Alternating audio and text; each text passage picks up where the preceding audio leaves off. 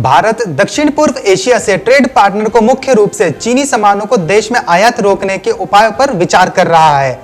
दो सरकारी सूत्रों ने इसकी जानकारी दी है।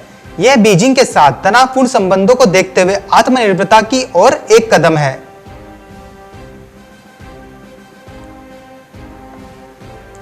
सोने के भाव सोमवार को रिकॉर्ड स्तर पर पहुंच गए और सोना 55,500 रुपए प्रति 10 ग्राम तक बिका। सराफा बाजार में पहली बार सोना इस भाव में बिका है। कारोबारियों की बात माने तो यह तेजी यही थमने वाली नहीं है। जल्द सोने के भाव नए स्तर को छू जाएंगे। सोने के भाव में 200 रुपए प्रति 10 ग्राम की तेजी आई और भाव 55,500 रुपए प्रति 10 ग्राम तक पहुंच गए।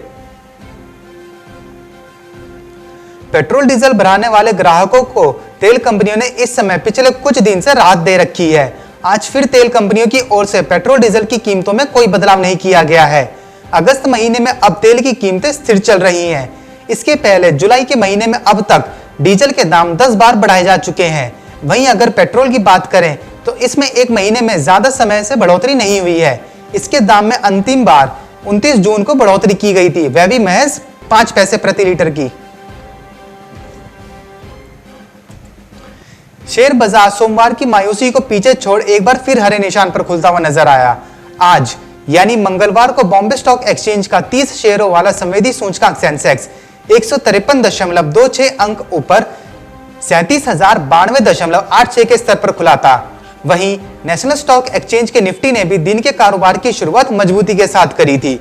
शुरुआती कारोबार में सेंसेक्स 227.11 अंकों की उछाल के साथ 37,166.71 के स्तर पर था। वहीं निफ्टी भी 70.95 अंकों की बढ़त के साथ 10,962.55 के स्तर पर था। अमेरिकी डॉलर के मुकाबले आज भारतीय रुपए में मामूली गिरावट देखने को मिल रही है। आज भारतीय रुपया अमेरिकी डॉलर के मुकाबले 75.16 रुपए पर खुला था। वहीं बीते कारोबारी सत्र में 75 रुपए 18 पैसे के भाव पर बंद हुआ था। सरकार अगले 1 से 1.5 साल में भारतीय स्टेट बैंक समेत 6 सरकारी बैंकों में अपनी हिस्सेदारी घटाकर 51% कर सकती है। सरकारी सूत्रों के अनुसार भारतीय रिजर्व बैंक ने केंद्र सरकार को सुझाव दिया है कि 6 बड़े सरकारी बैंक में हिस्सेदारी घटाकर 51% करनी चाहिए। रिजर्व बैंक ने यह सुझाव सरकारी बैंकों के निजीकरण को देखते हुए किया है।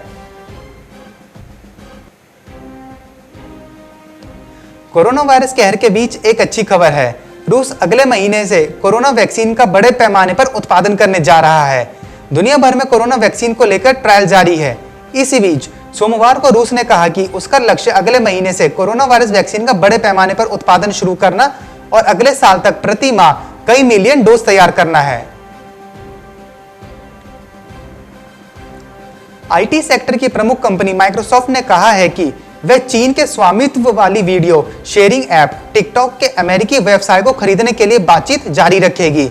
कंपनी ने उसके भारतीय मूल के सीईओ सत्य नडेला और राष्ट्रपति डोनाल्ड ट्रंप के बीच हुई बातचीत के बाद यह कहा।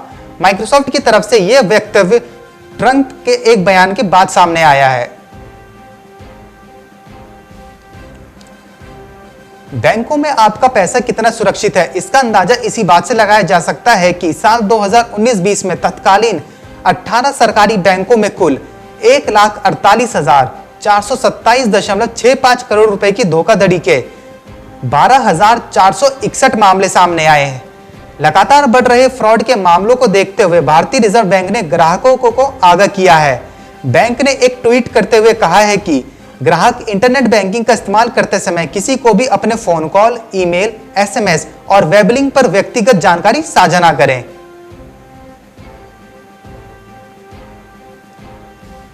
फिलहाल अपनी ऊर्जा आपूर्ति के लिए मुख्य खाड़ी देशों पर निर्भर भारत अमेरिका के बाद अब रूस और दूसरे देशों की ओर रुख करेगा।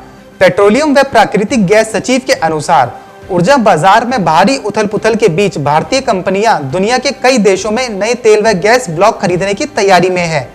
कोविड-19 ने वैश्विक कूटनीतिक व वैश्विक इकोनॉमी में कई तरह के बदलाव करने की शुरुआत कर दी है। नए माहौल में भारत भी अपनी ऊर्जा नीति में एक अहम बदलाव यह कर रहा है कि वह अब तेल व गैस के लिए सिर्फ खाड़ी के देशों पर निर्भर नहीं रहना चाहता। Bureau report, market times TV.